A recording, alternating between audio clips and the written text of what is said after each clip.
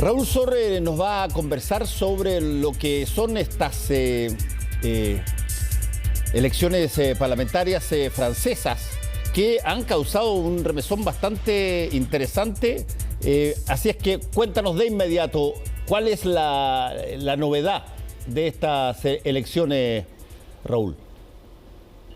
Hola Fernando, sí, la novedad es que Jean-Luc Mélenchon, el líder de la izquierda fuera de sistema, por así decirlo, él está dentro del sistema, pero de una izquierda alternativa, le ganó por un margen muy estrecho a Emmanuel Macron, el presidente recién elegido en abril, fue elegido a la presidencia y este domingo pasado tenían elecciones parlamentarias. Y se sabía que a esta izquierda insumisa, como se llama el movimiento de Mélenchon, le iba a ir bien. Pero además, la novedad que tuvieron, y fíjate que hay ciertos puntos de contacto con la situación en Chile, porque hasta cierto punto la corriente de Mélenchon tiene conexiones con el Frente Amplio. Y resulta que lo que Mélenchon consiguió fue una alianza bastante insólita, que ha sido muy difícil de conseguir en Francia, con socialistas, comunistas y verdes, además de la Francia insumisa del propio Mélenchon. Y lograron, por lo menos en esta primera vuelta, la primera mayoría, más de 25% de los votos. En realidad la diferencia con Macron y su partido fue marginal, es decir, es un empate técnico en el pleno sentido de la palabra. Son algunas décimas de diferencia que podrían ser en un sentido o en otro, pero esto fue un verdadero batatazo, como señalaste tú. Y el segundo elemento muy importante, y algunos periódicos en Francia hablan de la gran victoria, ¿de quién? Del abstencionismo, porque hubo cerca del 53% de franceses que se abstuvieron de votar. Y hay por muchas razones, una de ellas en parte la fatiga. En abril estuvieron en 2 vueltas presidenciales y todavía tienen una segunda vuelta el próximo domingo, en que van a definir el grueso del Parlamento. Se define el próximo domingo. Lo que se definió en es quienes pasan a la segunda vuelta, y ya quedan solamente los 2 candidatos más votados. Se eligieron decenas ahora, pero muy poco, contados con los dedos de la mano realmente, y el resto se va a definir el próximo domingo. Y lo que está en juego para el próximo domingo es si Mélenchon va a tener suficientes votos como para tener una suerte de derecho a veto, o ponlo de otra manera, si Macron va a tener mayoría absoluta, es decir, una mayoría de más de 370 parlamentarios, o va a tener una mayoría relativa, o si no va a tener mayoría del todo. Aunque las encuestas prevén que va a tener muy probablemente una mayoría relativa. Pero lo que ha dejado en claro esta elección es que en Francia, y especialmente Macron, había dado por muerta a la izquierda. Es decir, cuando él gana las elecciones, dice: esto no es entre izquierda y derecha, yo soy de centro, y se presentó como un candidato centrista, y diciendo: se acabó esta división atávica, histórica de la izquierda, y poco menos quedando por desaparecida a la izquierda francesa. Bueno, allí está de vuelta esa izquierda sanita y coleando, con una muy buena votación, y habrá que ver qué ocurre. Pero hemos visto tantas veces este discurso de enterrar la división entre izquierda y derecha, y ponerla sobre otros ejes. Esto es entre progreso y atavismo, esto es entre la modernización y el pasado, y tratar de cambiar los ejes de la política, pero de una u otra forma siempre vuelve a surgir esta división clásica, que proviene además, la conceptualización de izquierda y derecha, proviene de Francia, de la Revolución Francesa.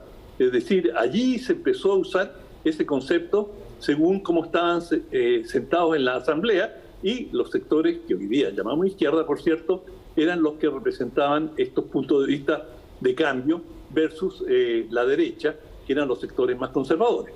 Oye, ahí hay una cosa que yo creo que es bastante interesante, y es que, y tú me lo puedes recordar mejor, pero desde hace muchísimo tiempo, para refrendar tu punto, que lo que podríamos denominar los sectores progresistas, llámalo así, de Francia, estaban pero divididos en dos y hasta tres, pero irreconciliables entre ellos. No había puentes. ¿Qué fue lo que hizo que esta vez, por ejemplo, se generara una asociación que permite esta situación que estamos viviendo hoy día en Francia? Bueno, yo creo que la izquierda dividida, o ponlo al revés, la izquierda unida jamás será vencida, como dice su eslogan. Esa era la disyuntiva para la izquierda francesa, de los sectores que mencioné, los verdes, los socialistas, los comunistas, y esta izquierda insumisa que está fuera. Por eso hice la similitud con el Frente Amplio, es decir, una izquierda nueva que tiene una perspectiva bastante más radical que la izquierda establecida. Bueno, y si no se hubiesen unificado, fue además una pequeña lista que se llama lista de izquierda, que sacó cerca del 4% de los votos, pero hubiesen pasado a la irrelevancia. Y ante esa situación, y habiendo Mélenchon obtenido muy buen resultado en la elección presidencial, él llegó tercero, era el hombre evidente, con la mayor popularidad, para encabezar esta alianza, que en términos generales es una alianza euroscéptica. Ellos tienen, Mélenchon es muy dubitativo, no habla de salirse de la Unión Europea, pero Francia ha jugado un papel, junto con Alemania, absolutamente determinante en el desarrollo de la Unión Europea, y el presidente Macron es un europeísta al 100%. En cambio, Mélenchon, ahí, y es antiglobalizador, es decir, si tú quieres, lo podríamos definir como un populista de izquierda, pero con una visión soberanista, es decir, Francia primero, vamos a velar por los intereses franceses y no nos vamos a someter a la globalización.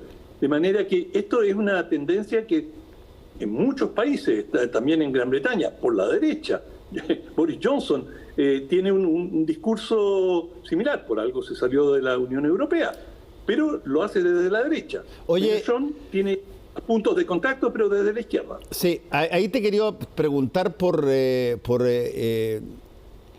eso que también que se ve bastante paradójico, que Mélenchon sea antiglobalización o soberanista, como tú dices, y desde ese punto de vista el contrincante, la derecha francesa, ¿es globalizadora a diferencia de lo que propone Mélenchon? Porque Macron es porque ahí le estamos viendo a la candidata de la Marine Le Pen. De la Marine Le Pen, que no es particularmente amiga de la globalización y de los tratados estos, y sobre todo, por ejemplo, si es que tú no eres partidario de la globalización, ¿cómo explica Mélenchon, o cuál es la posición de Mélenchon frente a la inmigración? Bueno, Marine Le Pen, a propósito, no le fue mal, subió en relación a la última votación parlamentaria, pero queda bastante lejos. Si en las elecciones presidenciales fue ella la que tuvo que dirimir frente a la elección presidencial, ¿no? Frente a Macron. Pero en este caso, en las parlamentarias, aunque aumentó su votación, no va a conseguir una presencia significativa en el Parlamento. De manera que, ahora, el eje, el ángulo de Le Pen versus de Mélenchon son distintos. Uno es desde la izquierda y el otro desde la derecha. Y tienen planteamientos muy diferentes. Sin embargo, Marine Le Pen ha ido ganando fuerza en la clase obrera francesa, justamente con su postura proteccionista. Ella en algún momento, después cambió en la campaña, hablaba de salirse de la Unión Europea. Pero claro, digamos, Francia está tan imbricada, es tan parte del mecanismo de la Unión Europea que hubiese sido un pleito o casi una tarea irrealizable. Es decir, no te olvides que Gran Bretaña es una isla y que nunca entró, por ejemplo, en el euro, es decir, la moneda europea. Por lo tanto, los británicos tenían mayor espacio de maniobra cuando decidieron salir. Francia es uno de los pilares, junto con Alemania, son los pilares básicos del desarrollo y fueron los iniciadores de la Unión Europea y han hecho inversiones enormes en su desarrollo, de manera que sería muy difícil para Francia. Y por eso Marine Le Pen tuvo que recular y decir, no nos vamos a salir, pero vamos a ir cambiando las condiciones de manera que la soberanía de Francia quede en primer lugar. Francia primero. Y hasta cierto punto Mélenchon dice lo mismo, pero lo dicen desde ángulos diferentes. Sí, eso es interesante cuando se produce, a ver cómo se pueden generar incluso hasta condiciones de votación bien sui generis a veces en distintos países. Sí, bueno, y ahora lo que habrá que ver en la segunda vuelta, porque el vencedor, como te lo dije al comienzo, fue el abstencionismo. Sí. Casi 53% de abstención. Entonces, se aprecia ahí también una fatiga electoral participativa en Francia, y es algo que se ve en muchos países. Pero la tendencia en general, Fernando, es en Europa, es hacia la izquierda. Los socialdemócratas, después de tener a la señora Merkel, un gobierno conservador muy aperturista y en términos relativos bastante progresista, pero conservador en definitiva. Bueno, hoy día tienen un gobierno socialdemócrata, sí. Hay gobierno socialdemócrata en España, de manera que hay un cierto viraje hacia el progresismo o la izquierda en Europa. Pero estas cosas, como en América Latina, así como van en una dirección, después el péndulo vuelve en la otra. Bueno, vamos a estar atentos a ver cómo sigue todo esto ahí en Francia. Muchas gracias, Raúl Sor. Que te vaya muy bien. Igual, chao, viejo.